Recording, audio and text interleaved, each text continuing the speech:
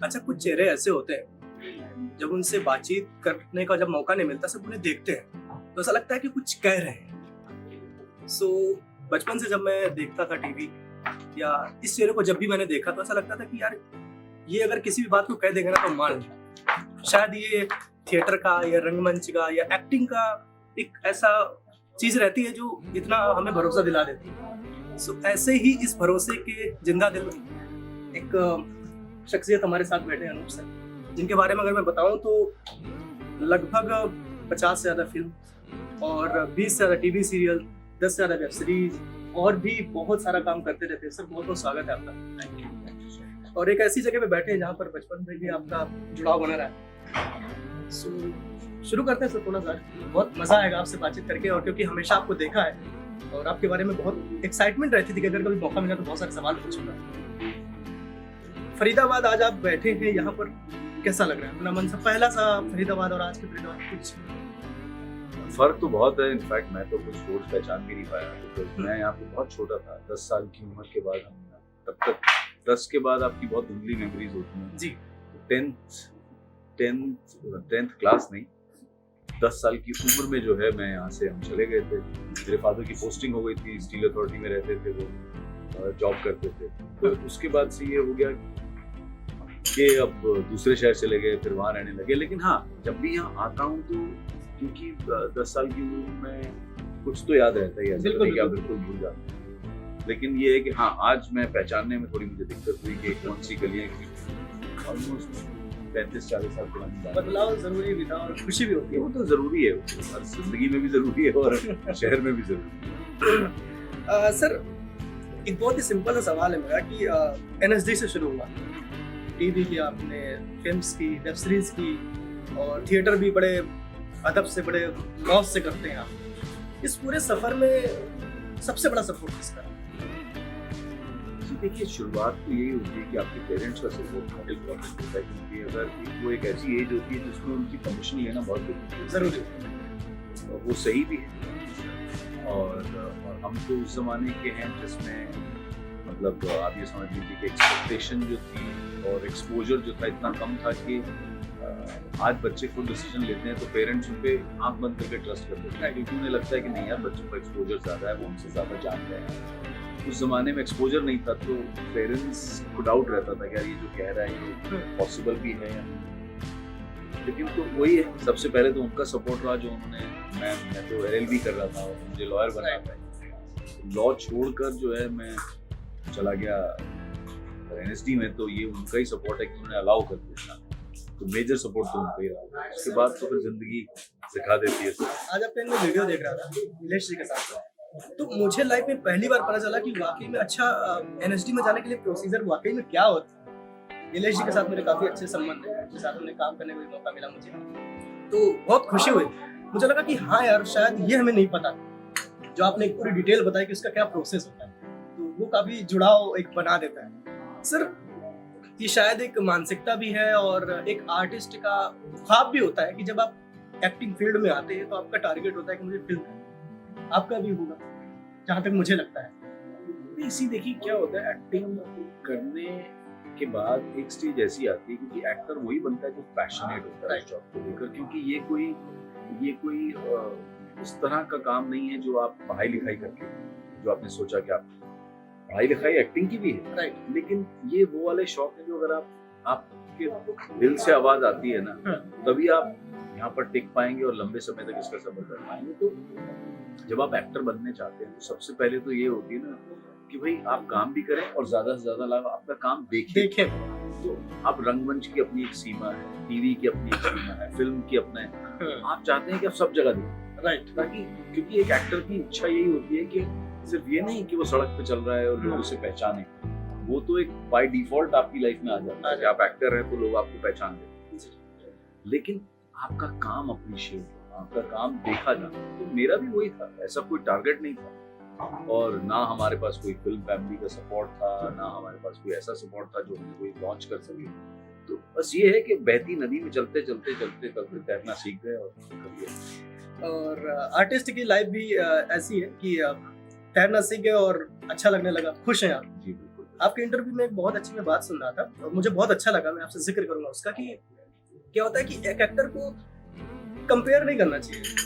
एक आपने बात की थी कि मेरे जूनियर है, मेरे से बहुत ज़्यादा सक्सेसफुल है, मेरे सीनियर है या मैं हूँ, तो मुझे बहुत अच्छी लगी और मुझे अपनी लाइफ में लगा कि यार ये बात बहुत सीखने वाली है कि कभी ज़रूरी नहीं कि आपसे छोटा है तो आपसे बहुत आगे निकल के आप क्यों नहीं पहुँच पाए। कुछ कहना चाहेंगे इसमें? ये बड़ा सिंपल फॉर्मूला है यार लाइफ। मैं हमेशा कहता हूँ कि हमारे अंदर जो ये इमोशंस हैं, फ्रस्ट्रेट, जलन, गुस्सा आना, ये नॉर्मल है। ये इसमें अगर आपको गुस्सा आता है, अगर आप किसी से जलन होती है और अगर आप फ्रस्ट्रेट होते हैं अपने काम को ना कर पाते तो वो इमोशन गलत नहीं है। गलत वो है कि जब उसकी डिग्री आप बढ़ जाती है। जब तक चीजें कंट्रोल में है तब तक अच्छी बात है। तो मैं अगर कहूँ कि यार मुझे जलन है कि वो मुझसे आगे निकल गए तो मैं क्या करूँगा भाई, मैं मेहनत करूँ, मैं एनर्जी उसके बराबर जाऊँ, बहुत अच्छी बात है। मैं फ्रस्ट्रेट हो रहा हूँ कि यार मेरा काम नहीं हो पा रहा, लेकिन ठीक है मैं दोबारा ट्राई करूँ, तो बहुत अच्छी बात है। आपको गुस्सा आ रहा है कि यार जो मैं करना चाहता हूँ वो कर नहीं पा रहा हूँ, लेकिन क्या कमी है, मैं उस कमी को खोजता हूँ और फिर उस कमी को ठीक करके तो वो गुस्सा आना चाहिए। तकलीफ तब है जब आप अपने आप को इंटरनली इमोशनली नुकसान पहुंचाते हैं। मैं हमारे फील्ड के बारे में ये बात सिर्फ और सिर्फ इसलिए कहता हूँ क्योंकि ये एक नॉन स्पेशलाइज्ड फील्ड है, जिसका मैं एग्जांपल हमेशा इस तरीके से देता हूँ कि भाई एक डॉक्टर बनने के लिए, सर्जन बनने के लिए सालों साल की पढ़ाई करनी पड़ती है, तब वो डॉक्टर सर्जन बनता है। एज एन एक्टर मैं ये उसके नहीं कह सकता हूँ चलो यार 5-6 साल फिल्मों में बहुत काम कर दिया, कल से मैं थोड़ा सा सर्जरी करना है, नहीं कर सकता। लेकिन एक सर्जन, एक डॉक्टर 10 साल डॉक्टरी करने का बोले यार बहुत बोर हो गया, रोज सुबह हॉस्पिटल जाओ, सर्जरी करो। यार मैंने कॉलेज में बहुत अच्छा एक्टर था यार, मैं 2-4 साल एक्टिंग कर, वो ये कर सकता क्या। तो ये फील्ड एक नॉन स्पेशलाइज्ड फील्ड है। इस फील्ड में भी लोग पढ़ाई लिखाई करके आते हैं, लेकिन यहाँ पर आने के लिए कोई ऐसा जरूरी नहीं है कि आपने एक्टिंग की पढ़ाई की होनी चाहिए। हर आदमी को मौका मिल जाता है। हर एक्टर जो है सक्सेसफुल हुआ है या बहुत अच्छा एक्टर है, जरूरी नहीं कि वो पढ़ते हैं। तो इसलिए मैं कहता हूँ कि नॉन स्पेशलाइज्ड फील्ड है, इसलिए इसमें ये खतरा हमेशा रहता है आपके फ्रस्ट्रेट होने का। अरे यार वो तो मुझसे बकवास एक्टर है, वो सक्सेसफुल है। क्योंकि हमारे इस फील्ड में सक्सेसफुल होना और टैलेंटेड होना ये दो अलग अलग बातें हैं, ये एक बात नहीं है। तो जो अगर कोई सक्सेसफुल है तो इसका मतलब ये नहीं कि वो बहुत टैलेंटेड था वो इसलिए सक्सेसफुल है, या जो बहुत टैलेंटेड है वो सक्सेसफुल होगा ही होगा, इस बात की भी कोई गारंटी नहीं। तो मैं हमेशा ये कह रहा हूँ कि इस फील्ड में आने के लिए आपको अपने दिमाग को, अपने दिल को बहुत मजबूत करके रखना है और आपका फोकस क्लियर होना चाहिए। आपको कुछ इसीलिए कहते हैं ना कि इस फील्ड में मेडिटेशन, संयम, काबू, पेशेंस वो क्यों जरूरी है, क्योंकि यहाँ पे ऐसा होता है। मेडिकल फील्ड में या इंजीनियरिंग फील्ड में ऐसा नहीं होता है कि कल जो क्लर्क है वो आज जो है आपका अफसर बन गया। आप अगर अफसर हैं तो जब तक आप रिटायर होंगे आपके नीचे वाला क्लर्क तभी अफसर बनेगा जब तक आप रिटायर। ऐसा नहीं होगा कि वो आपके अफसर रहते रहते आपसे बड़ा अफसर बन जाएगा। लेकिन इस फील्ड में ऐसा हो सकता है कि जिस कलाकार को आप जानते थे, नया आया था, वो आपसे 100 कदम आगे निकल सकता, तो वो निकल जाए, कोई बड़ी बात नहीं। आपको लेकिन इस वजह से अपने आप को परेशान नहीं करना है जिंदगी में, क्योंकि ये एक जर्नी है। आप कोशिश कीजिए अपने जिंदगी में जो आप करना चाहते हैं ऐसा करते रहिए। आप सक्सेसफुल होते हैं नहीं होते वो आपके हाथ में ही नहीं है। तो जो चीज आपके हाथ में ही नहीं है उसके लिए क्या रोना, आप मेहनत उसके लिए कीजिए जो आपके हाथ में। क्या बात है सर, और यही चैप्टर है जो सीखने को मिलती है। और वाकई में मुझे ऐसा लग रहा था जब मैं आपको देख रहा था टीवी पे कि यार मिलके क्या एक्सपीरियंस होगा।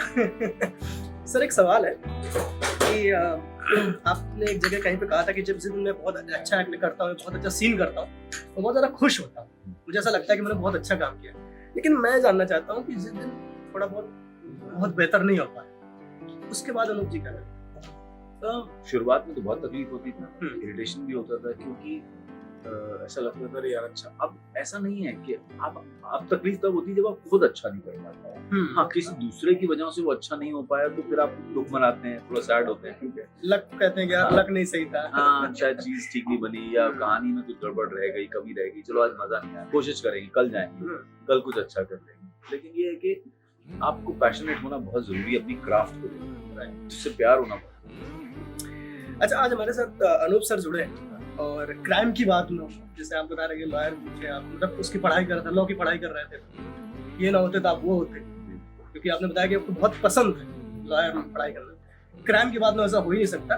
और लेकिन मेरा सवाल ये कि आपका जो कैरेक्टर था क्राइम पेट्रोल, आप एंकर कर रहे थे, एंकरिंग कर रहे थे, इतना दमदारी से किया और बहुत सारे लोग सर कॉपी करते हैं, सच में तो वो बात नहीं सर, वो बात क्या है? पता नहीं, मैं सच में नहीं जानता हूँ। मुझे ऐसा लगता है कि दो कारण है। देखिए, एक तो कारण ये है कि इतने सालों से लोग मुझे देख रहे हैं, तो मुझे देखने की आदत पड़ गई, तो इसलिए मतलब और मैं अपने आप को मिस्टर बच्चन से कंपेयर नहीं करता हूँ, लेकिन अब ऐसा होता है ना कि हम इतने सालों से बच्चन साहब को केबीसी करते हुए देख रहे हैं, उनकी जगह कोई और आता है तो बड़ा अजीब सा लगता है। आई थिंक मेरे साथ भी वही है, अगर मेरी जगह कोई और भी इतने साल करता तो उसे भी इतना ही प्यार मिलता। सर आपको फिल्म्स देखना बहुत पसंद है, अपनी भी देखते हैं, दूसरों की भी देखते हैं। अनूप जी को किसकी फिल्में ज्यादा पसंद और किस टाइप की फिल्म ज्यादा देखना पसंद? सी, मैं इस सवाल का जवाब हमेशा सबको यही देता हूँ कि यार एज एन एक्टर भी बड़ा मुश्किल है मुझे, मेरे लिए चूज कर पाना कि मैं इसकी फिल्म देखता हूँ या ये एक्टर मुझे पसंद है, क्योंकि मैं खुद एक एक्टर, राइट। तो मेरा काम फिल्म को एंजॉय करना भी है और एट द सेम टाइम मैं अपनी फिल्मों को या फिल्म मेकर्स की फिल्मों को या एक्टर्स की फिल्मों को इस पॉइंट ऑफ व्यू से देखता हूँ, अरे यार इसने बड़ा अच्छा काम, राइट, अच्छा किया तो कैसे किया है, अरे मुझे भी ध्यान चाहिए, उसको गौर करके देखना, उसके काम को समझना।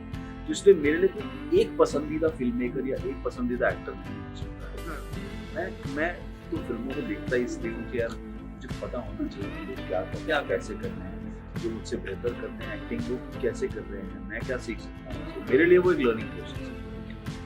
अच्छा सर, नो डाउट इस सफर में आप निकले होंगे, तो उस टाइम पे और आज के टाइम पे टीवी तो बहुत बाद में मॉडर्न हो गया, रेडियो का बहुत बड़ा रोल रहा, तो रेडियो के साथ गानों का बहुत बड़ा रोल रहा है। और जितना मुझे नॉलेज है आपके बारे में कि आपको 60s 70s के गानों का या पुराने पंजाबी फोक का आपको बहुत नॉलेज रहा है। उसका रीजन, उसका क्रेडिट मैं अपने फादर को दूंगा, क्योंकि उनको म्यूजिक का बहुत शौक था। ना तो खुद म्यूजिशियन थे, सुनने का शौक, थोड़ा बहुत गुनगुनाने का, सुनने का शौक था। हमारे घर में कोई गाता नहीं कोई, लेकिन मेरे फादर को बहुत ज्यादा शौक था सुनने। अच्छा।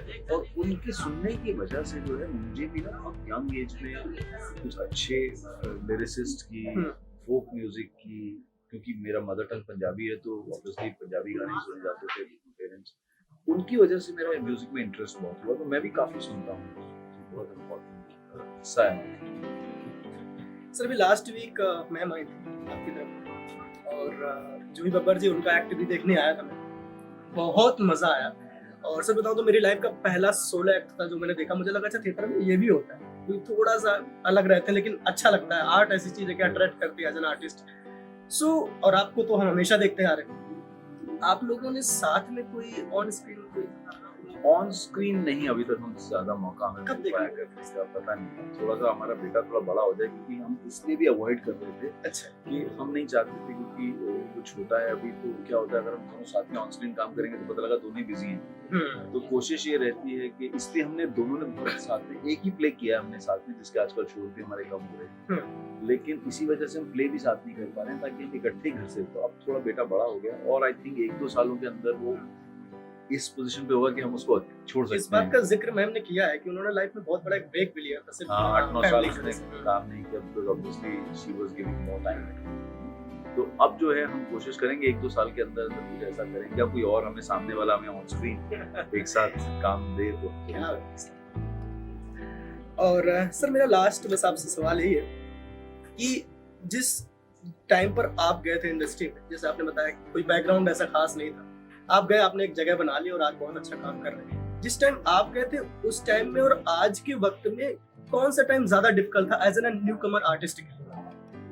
जी देखिए, वैसे तो हर आदमी ये कहता है कि मेरा वक्त बहुत डिफिकल्ट था, हमें बड़ा स्ट्रगल करना पड़ा, लेकिन मैं मानता हूँ कि हर वक्त के अपने अलग अलग चैलेंजेस होते हैं। हमारे वक्त में ये चैलेंज था कि स्ट्रगल था, जरूर था। उसमें सबसे बड़ा स्ट्रगल ये था कि कोई एक प्रॉपर ऑर्गेनाइज्ड सिस्टम नहीं, आपको पता ही नहीं है हम किसके पास जाएं, ऑडिशन किससे होते ही नहीं थे, बहुत कम कोई ऑडिशन का कोई काम ही नहीं। बस हीरो हीरोइन जो है वो तो अपना डायरेक्टर लोग सेलेक्ट कर लेते थे, प्रोड्यूसर्स, बाकी जो रोल होते थे उसके लिए डायरेक्टर के चक्कर काटो, डायरेक्टर के असिस्टेंट्स को ढूंढते रहो, तो ऑर्गेनाइज नहीं था। हमारा वो चैलेंज था। अब आज के लोगों को बहुत ज़्यादा ऑर्गेनाइज सिस्टम मिला है, सोशल मीडिया है जहाँ वो अपनी मतलब आप कहते हैं ऑडिशन की बात, आज के उस लड़के जो हैं इंस्टाग्राम पे फेसबुक पे अपना खुद के डायलॉग बोल के जो है डाल देते हैं, तो वो अपने आप को एक तरह से अपना शोकेस करने का उनके पास प्लेटफॉर्म है। और बहुत अच्छी रीच भी है उनकी। दूसरा एक सिस्टम बदल गया है, कास्टिंग डायरेक्टर्स होते हैं फिल्मों के, लोगों को पता है कि कास्टिंग डायरेक्टर्स कौन होते हैं, क्या काम करते हैं, तो एक ना सिस्टम थोड़ा ऑर्गेनाइज सा बेहतर हो गया। काम मिलता है नहीं मिलता है, सक्सेसफुल होते हो नहीं होते, वो एक सेपरेट इशू है, पर एटलीस्ट आपको पता तो है आपको क्या करना है। एक्सपोजर बहुत ज्यादा है, लेकिन उसके साथ साथ आज के वक्त के लोगों के लिए ये भी चैलेंज है कि लोग भी बहुत, कंपटीशन बहुत बढ़ गया है। मतलब एक रोल के लिए जो है 100 लोग, हजारों लोग आते हैं। तो ये दोनों हर वक्त के अपने अपने चैलेंज होते हैं। हमारा चैलेंज ये था कि भाई हमें समझ में नहीं आता था कि इसको जाके इससे जाके कैसे ये देखो। क्या बात है सर, बहुत मजा आया आपसे बातचीत के लिए, और रेडियो महारानी के साथ जुड़ने के लिए बहुत बहुत शुक्रिया। कुछ कहना चाहेंगे जो लोग आपको प्यार करते हैं, देख रहे हैं?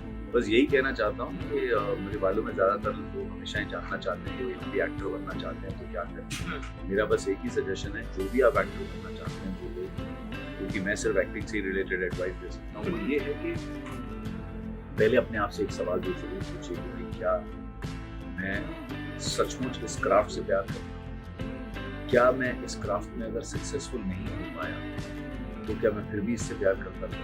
तो बहुत जरूरी है, क्योंकि क्या होता है कि इस फील्ड में बहुत सारे लोग शायद इसकी ग्लैमरस चकाचौंध को देखकर आ जाते हैं, पैसा है, नाम है, वो भी है, सब कुछ है, नाम भी है, पैसा भी है, लेकिन उसकी कोई गारंटी नहीं।